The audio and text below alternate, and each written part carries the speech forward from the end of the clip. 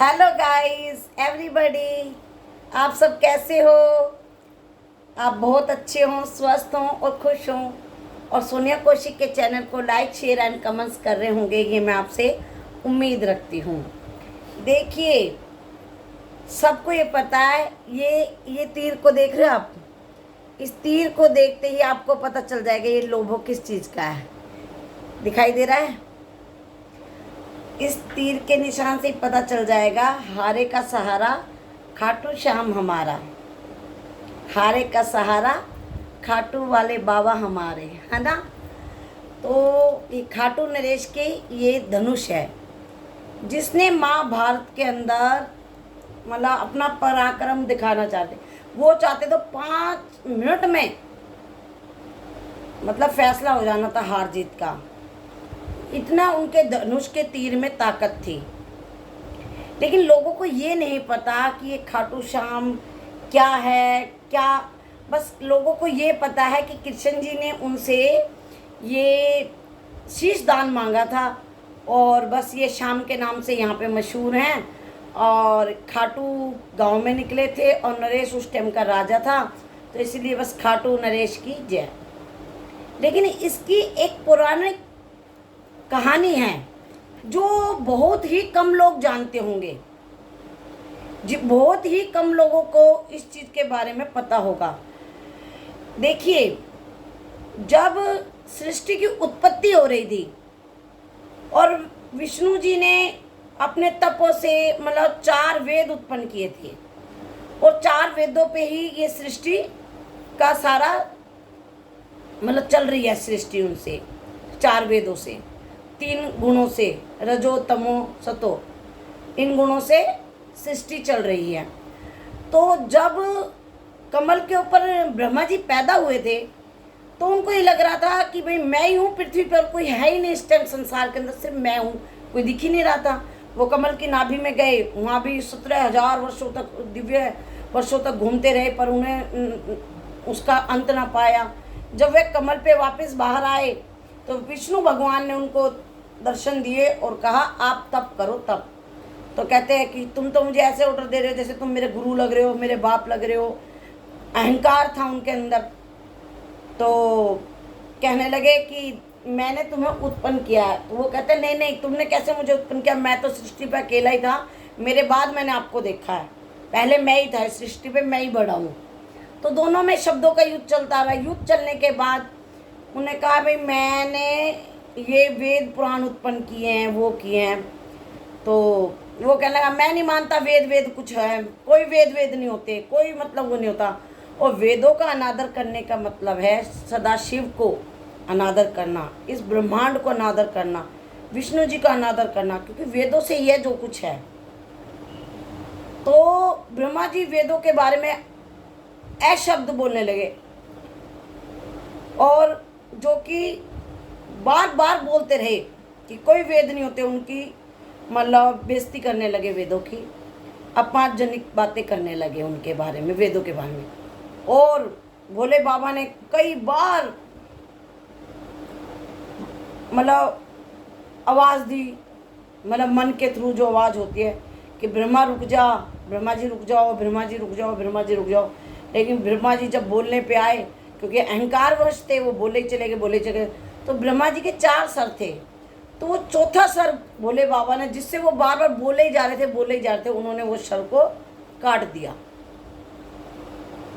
और उन्होंने कहा कि भाई तुम्हारी आज के बाद कहीं पूजा ही नहीं होगी। तो उन्होंने जब वो ज्ञान का बोध हुआ, जब उनकी ज्ञान बुद्धि जागी, चिक्षु खुले, तब उन्हें वो हुआ कि ये मैंने क्या कर दिया। फिर उन्होंने भोले बाबा से क्षमा मांगी और भोले बाबा ने कहा तुम दोनों को मैंने ही उत्पन्न किया है और तुम दोनों क्या, हम तीनों ही ओम से उत्पन्न हैं। ओम के बिना कुछ भी नहीं है, ओम ही संसार है, ओम के अंदर ही आधा नर और आधी नारी है। भोले बाबा ने उन्हें अपना रूप दिखाया। तो जो वो सर था ना, अब ब्रह्मा जी कहने लगे कि भाई ये तो मैं संसार में अपमानित हो गया और अपमानित तौर पे मैं जाना चाहूँगा कि मैंने वेदों की उल्लंघना करी, वेदों को मैंने गलत बोला, तो भगवान शंकर जी ने उस टाइम इनको आशीर्वाद दिया था। भोले बाबा ने उनको आशीर्वाद दिया था कि जब कलयुग आएगा और जब धर्म और अधर्म का युद्ध हो रहा होगा, जब आपका जन्म होगा, इस सर का मतलब जन्म, ये सर तो अजर अमर है क्योंकि ये अजन्मा है, तो ये सर तो वो नहीं हो सकता, तो वो पहले इतने टाइम तक बैकुंठ में सर को वो रख दिया गया था कि जब सृष्टि पर विष्णु जी भगवान होंगे और धर्म और अधर्म की लड़ाई हो रही होगी, यानी कि महाभारत, कौरव अधर्मी थे, पांडव धर्मी थे, और धर्म और अधर्म का युद्ध हो रहा था। तो घटोत्कच के घर में, यानी कि जो भीम थे उनकी बीवी थी हडिम्बा, और हडिम्बा के हस्बैंड का नाम, यानी कि उनके पति का नाम घटोत्कच था। तो जो घटोत्कच था उसके घर में ये पुत्र के रूप में जन्मे थे, बलबरीक। तो उन पे 3 धनुष थे। उन्होंने भोले बाबा की उपासना करी और इतनी तगड़ी उपासना करी क्योंकि वो साक्षात ब्रह्मा जी थे, लेकिन वो जन्मे थे, पैदा हुए थे, और कहते हैं जिसका जन्म हो उसकी मृत्यु निश्चित है। तो सर तो अजन्मा था, वो तो वैसे ब्रह्म लोक को था, तो वही ब्रह्मा जी का वो था। तो जो जन्मा है उसकी मृत्यु तो होनी निश्चित है। तो वो वहाँ पे जन्मे हडिम्बा के पेट से, और भीम के वो पोते कहलाए थे। तो जब युद्ध हो रहा था तो उन्होंने भोले बाबा की इतनी उपासना करी, इतनी उपासना करी, तो भोले बाबा ने उन्हें 3 तीर दिए थे। एक ब्रह्मा जी का था, एक विष्णु जी का था, और एक महेश का था। पहले तीर से उन्होंने इतनी ताकत थी कि वे एक एक, मतलब उसको बोलते ना, अपने तीर को ऑर्डर देते कि जितने भी लोग हैं जिनको भी मैंने मतलब वो धारण किया उनके सबको छेद कर दो, मार दो, उन्हें तो मार देंगे। दूसरे पे उनका नाम निशान, बॉडी सब मिटा दें। तीसरे पे तो परले ही आ जाने दी क्योंकि भोले बाबा थे। तो वो 3 तीर ये थे, ब्रह्मा विष्णु महेश, 3 तीर इस चीज़ के थे उनके उसमें, और इससे ही तो सृष्टि है। तो जब वह अपनी दादी से, अपनी मम्मी से बोले कि भाई मम्मी मैं युद्ध करने जाना चाहता हूँ, तो उनकी दादी के पास बोले अपनी दादी से पूछो। वो जब दादी हडिम्बा पे गए और बोले कि दादी मुझे युद्ध करने जाना है, मैंने सुना महाभारत हो रही है और धर्म और अधर्म का युद्ध है, तो मैं भी उसमें हिस्सा लूँगा और मैं भी अपना पराक्रम दिखाऊंगा, मेरा भी नाम होगा संसार के अंदर।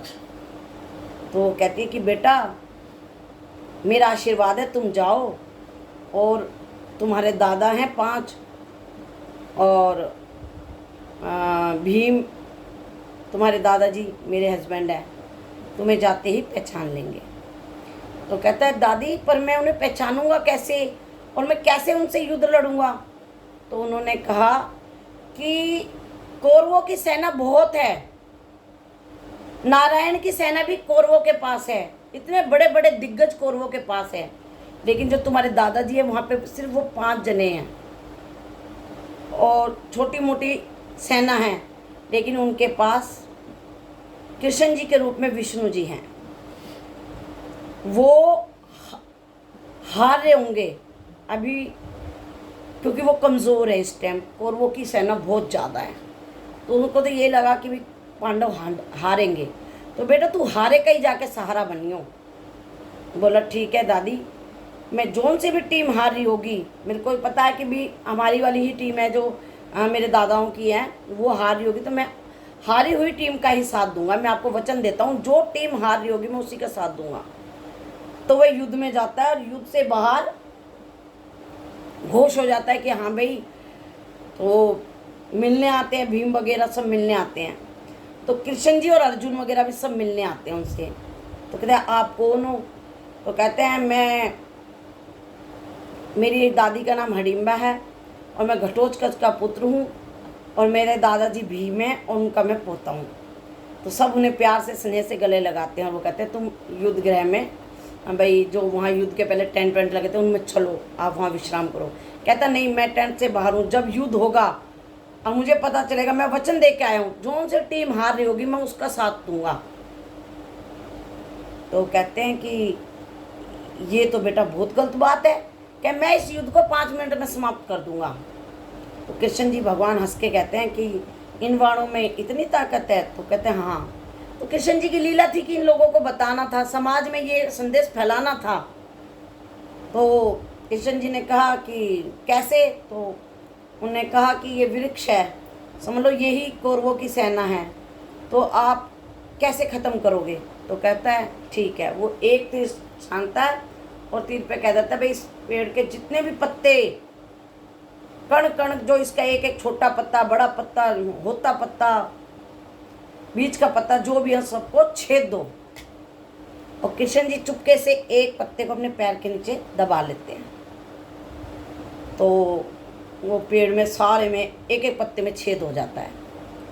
जब छेद हो जाता है पत्तों के अंदर, तो कृष्ण जी से कहते हैं कि दादाजी, भाई ब्राह्मण जी पंडित के उसमें थे, आप अपना पैर हटा लीजिए भगवान, नहीं तो ये आपके पैर के नीचे जो पत्ता है आपके पैर को छेद के पार करेगा।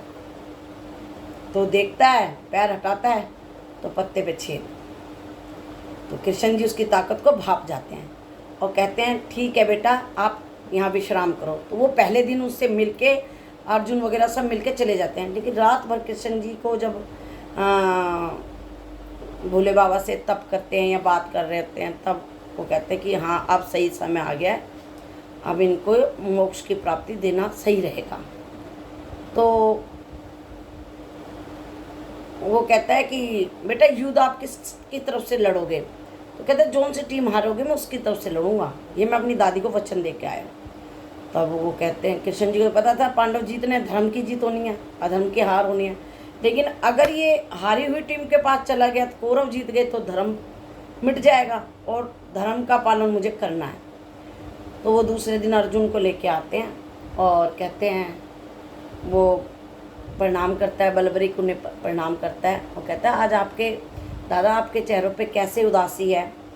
और कृष्ण जी को बोलता है आज आप वासुदेव कैसे उदास हो, मतलब क्या बात हो गई? तो क्या बेटा बात बहुत चिंताजनक है। बोले बताओ क्या बात है?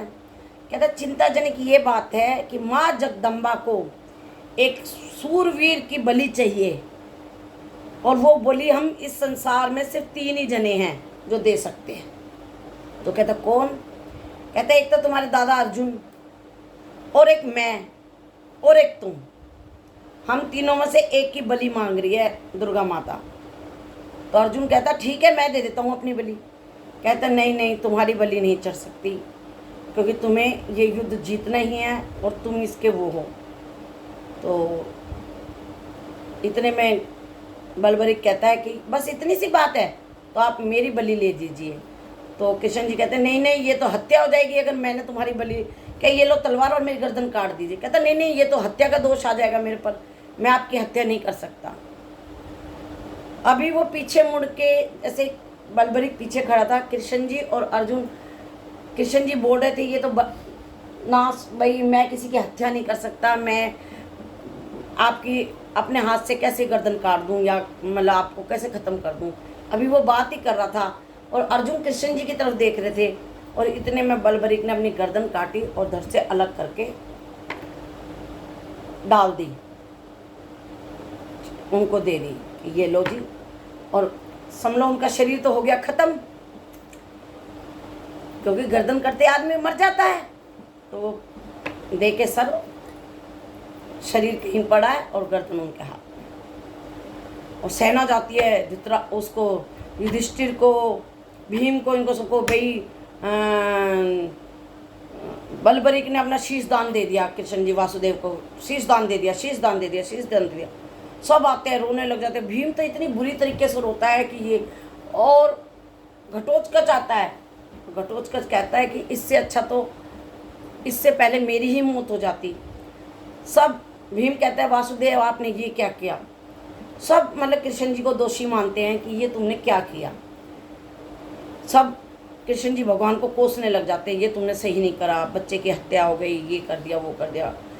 इतने में आकाशवाणी होती है और वहाँ से जगदम्बा प्रकट होती है, यानी कि शिव की शिवा माता प्रकट होती है। त्रिशूल हाथ में होता है, 6 भुजाएं होती है, मुंह होता है।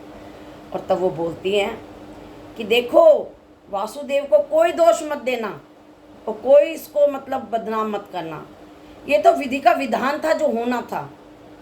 ये पुराने जन्म में मतलब पुराने युग में इनका शीश कटा था और इस शीश को ब्रह्मा जी का शीश है ये, और भोले बाबा ने इसको काटा था।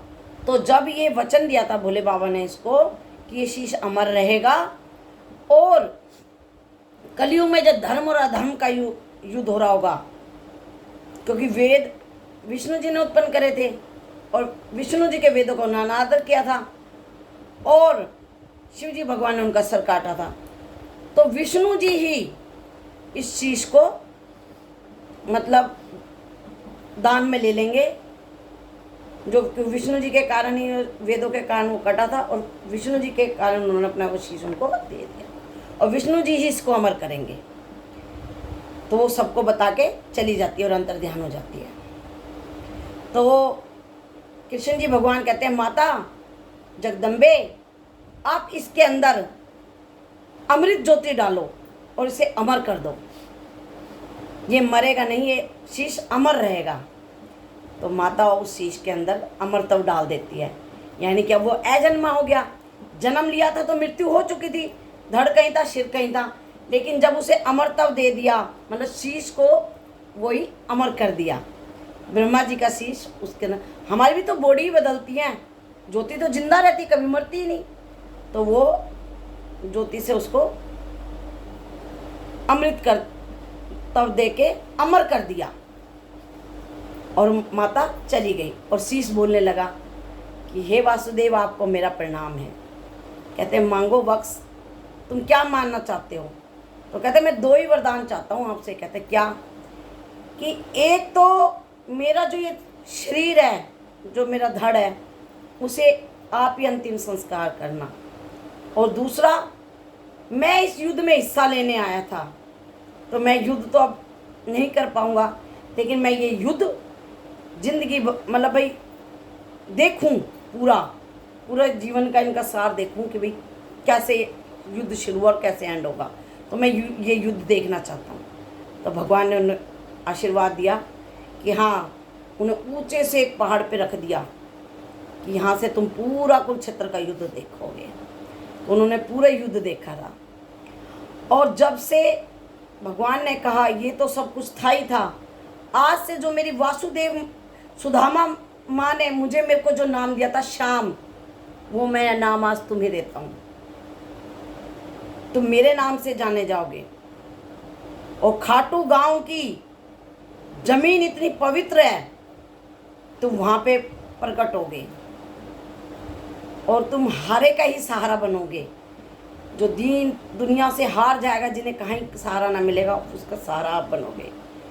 और उस टाइम का राजा नरेश होगा और वहाँ पे तुम्हारा नाम प्रसिद्ध होगा। कलयुग में तुम श्याम नाम से जाने जाओगे।